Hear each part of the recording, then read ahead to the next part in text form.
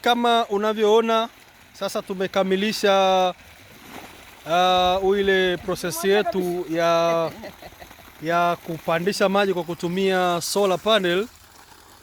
Hizo hapo ni solar panel 4 na kila paneli moja ni watts 470. Tumezifunga na pampu ya horsepower moja ya maji mengi inayotumia mpira wa 1.5 inchi. Na angalia jinsi ambavyo mpira unajaa full. Hii ni pampu ya horsepower moja tu, ni ya 1.5 inchi mpira wake. Nataka uangalie ni muda gani ambao nautumia hapa kwa ajili ya kuijaza ndoo moja ya lita 20. Hebu mwaga alafu tuone sasa hapo itakuwaje. Tuhesabu hizo sekunde tuangalie wote kwamba ni ngapi zinatumika. Sasa ya mwage tuhesabu sekunde. Haya, sekunde 1, 2, 3, 4, 5, 6, 7, 8, 9, 10 kasoro.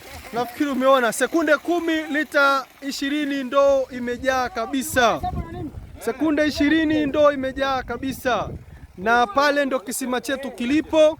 Tumeutoa mpira chini kama unavyouona kwenye kisima cha kuchimba na mkono. Hapa ni mkoa wa Kilimanjaro, Kahe, wilaya ya Moshi mjini. Almaarufu TPC. Tumekuja huku, kuna mteja wetu amechimba kisima cha mkono kile na amekijenga na tumeweka mpira kama hivi. Miundombinu ya umeme hamna. Juu pale ana tenki la lita 10,000. Linatakiwa lijazwe kwa kutumia pampu ya sola. Kwa hiyo tumeweka pampu yetu ya sola na haya ndo maji yanayotoka. Pale juu ni sola zetu. Lile bomba unaliona pale ndo waya umeshuka na moja kwa moja umeenda ndani mpaka kwenye control box. Alafu unaweza kutuwashia maji kama hivi unavyoona. Haya, wasiliana na sisi kwa namba ambazo unaziona kwenye skrini hapo mbele.